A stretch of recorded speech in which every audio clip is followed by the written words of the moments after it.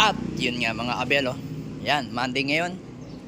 Yan, meron tayong dumating na ibon. Yan, ito yung ibon natin na galing sa kaibigan nating tiga Batangas sa Nasugbo.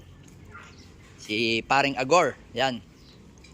Yan yung pinadala sa ating ibon. Ito yung makwento ko sa inyo, itong ibon na to. Ito dapat lalagyan namin ng singsing ng BBC ng winter. Kaso nga lang, naubusan ako ng singsing ng winter kasi yung kukunin ko sana ng singsing ng winter. Dalawa lang naman, dalawang off color yan. So ngayon, pagpunta ko doon, naunahan ako, kinuha agad 10 singsing ng BBC ng winter. So yan yung natin, ibon natin. Binigyan tayo ng off color, dalawa. Yan, nagka-grizzle ulit tayo mga kabel. So itong ibon na to is Vandenbroek ang lahi niyan. So yan ang dalawa yan. Isang ayan, oh. Isang white grizzle na yan, tapos yung isa naman ito. Yan, oh. Parang dating mga ibon natin na Victor Lim. Galing pa yung Nasugbo mga kabel. Pinalala moves.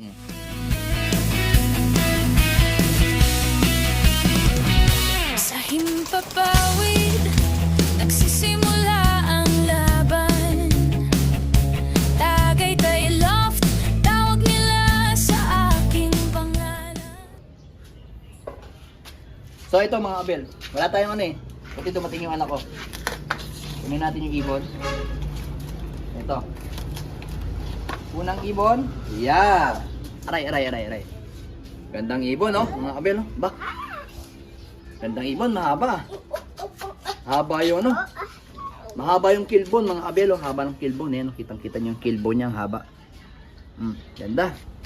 Tapos yung pakpak niya, yan.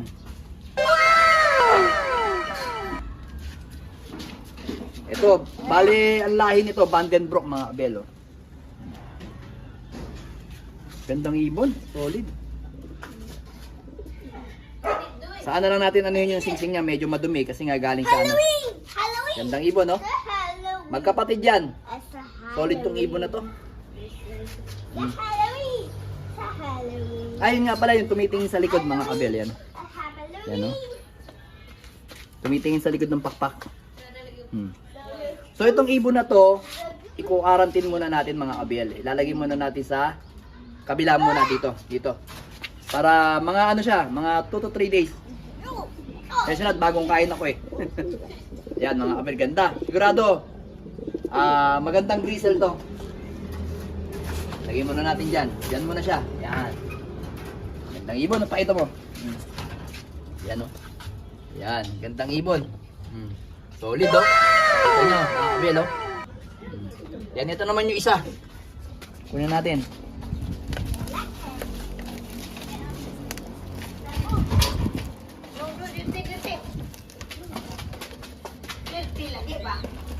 Halika, naiyak-iyak pa siya. Ay, ito, mas malaki to, mga kabel. Mukhang barako to. Yun, hen yun sigurado yung isa. Ito, barako. Ito, maganda, mga kabel, oh. Gandang ibon nito. Ito yung grizzle talaga na Ganda ng ibon na to.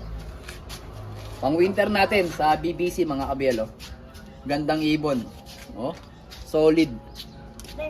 Gandang ibon, oh. Yan sa tumitingin sa likod ng pakpak. Oh, para kita nyo. Bata pa, naiyak pa. Ang ganda ng nyo. Saradong-sarado, sipit-sipitan, halatang kakto mga kabel, oh. Yan yung niya, killbone.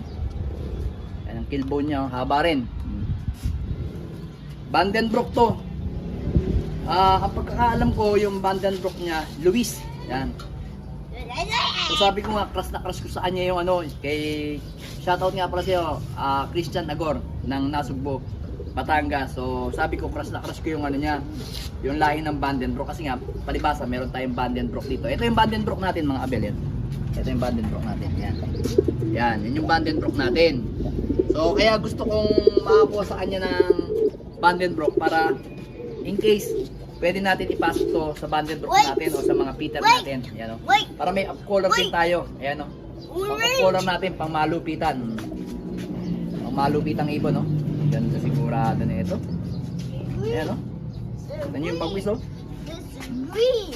Green. Gandang ibon. Kunin natin yung isa. Green. Medyo mailap. YOLO! Tabi. Ayan o. Gandang ibon o. Ganda ng bagis nila o. May pang off color na tayo, dalawa.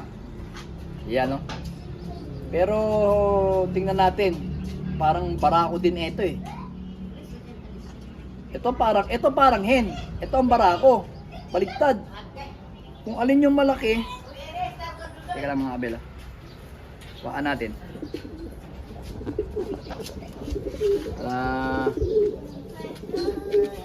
Yan mga abel. Pansinin nyo. Ito mukhang kak. Ito. Ito, bangkain to eh. Pero hindi naman totally bangkain. Sakto-sakto lang. Ito bilugan. Kaya sabi ko, ito yung kak. Mukhang hen to, ito kak. Itsura pala ng ano ng lalaki oh, ng mukha niya. Lalaking lalaki ito, hen oh. Basta pagka nakita niyo isang ibon, mapapansin niyo kaagad kung hen o kak. Tapos iba kasi yung ano, yung itsura ng hen pag mapapansin niyo. Para kumbaga sa ano, kung marunong na kayo tumingin, magandang itsura yung babae oh.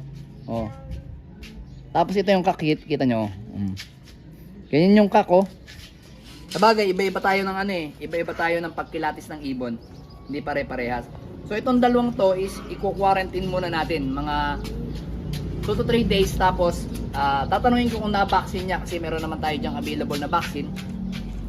Para safety. Kasi itong mga ganitong itsura, pwede nito ilagay sa loop natin. Kaso, ang problema nga lang, kararating nila. Yan. Mamaya ng konti, paliliguan ko to para fresh na fresh yung katawan nila, mga kabel. Kasi ganun ako, pagka dumarating sa akin yung isang ibon, papaliguan ko agad para ma-relax yung katawan nila.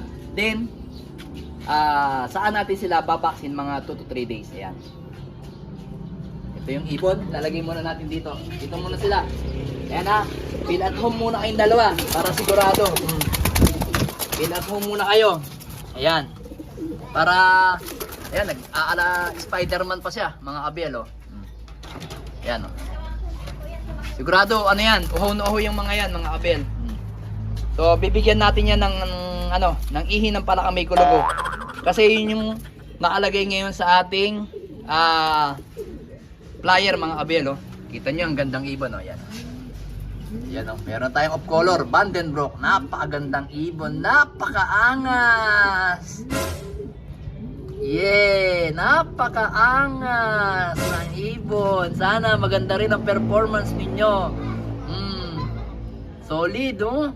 Mas maganda pa to sa mga Victor Lim ko dati. Nag-resell. Kaya napapansin nyo mga abel, hindi na ako nagkukuha ng mga ibon. Kasi nga, yung mga ibon natin dito, iniikot na lang natin. Talagang, yung iba dito is magkakamag-anak na. So ito, balilahi ito ng Vandenbroek ni Luis Chu. Kaya tamang-tama, meron tayong pang off color yan. Pero nag-usap naman kami ni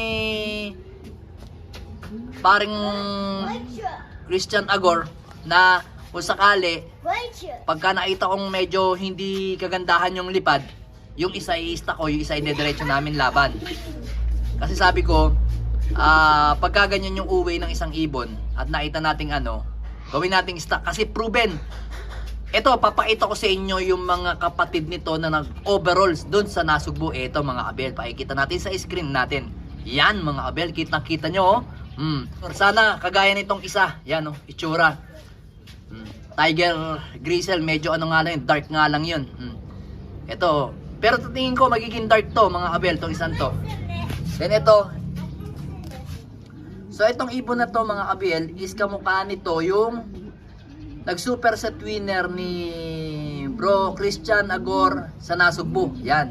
Ganyan na ganyan. Eh sabi niya sa akin may ano daw to, may sariling mundo daw to. Talagang bumi-break away daw to talaga sa uwian ng ibon o sa mga ano, sa mga bulto-bulto, sabihin na lang natin sa dragging.